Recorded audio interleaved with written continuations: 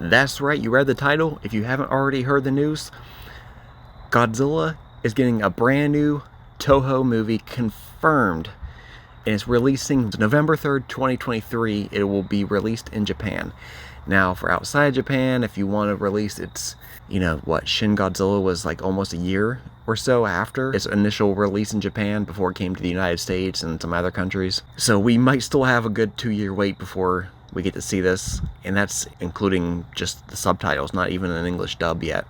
But this at least confirms all those rumors that we heard months ago, that Toho was putting out a casting call for extras and preparing to film a new giant monster movie set in the mid-1940s.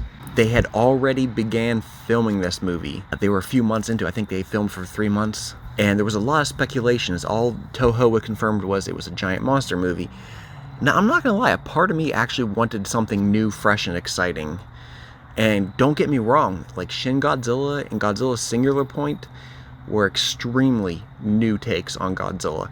But I was kind of hoping that in one aspect or another that they would at least do something completely original, just like all new monster, But deep down inside, the thing I wanted the most was a new Godzilla movie from Toho. And we're officially getting it. Here we are. So this year in Godzilla Day, they announced it. Now, the movie does not actually have a title yet. They did, however, though, release on their official Twitter page. And this is the official promo. It's just the letter G. For all we know, is that Godzilla's tail wrapping around, making it a G? I can't quite tell. But yeah, this movie already has a director, Takashi Yamazaki. I believe he was the one behind that brief Godzilla cameo and Always Sunset on 3rd Street. And he's apparently a Japanese Academy Award winner. So I am super excited to see what direction they take this in. This could be something just as exciting as Shin Godzilla. I loved that movie, and I can't wait to see where this goes. Which I was very disappointed at first to know that we weren't getting a sequel to Shin Godzilla, because it was that raw Godzilla energy with that dramatic theme that we never get from Hollywood. But at the same time, it's cool, because how many times you have a classic movie and as soon as they expand on it with a sequel, people lose interest in it. They always say it's not as good as the first. So to have Shin Godzilla end on a cliffhanger like that, just to leave it untouched, is maybe the best thing that they could do for the legacy of that film in the future. However, with that being said, to see this Godzilla movie being, I guess, another reboot coming from Toho is awesome. We have yet to actually see a Godzilla origin film.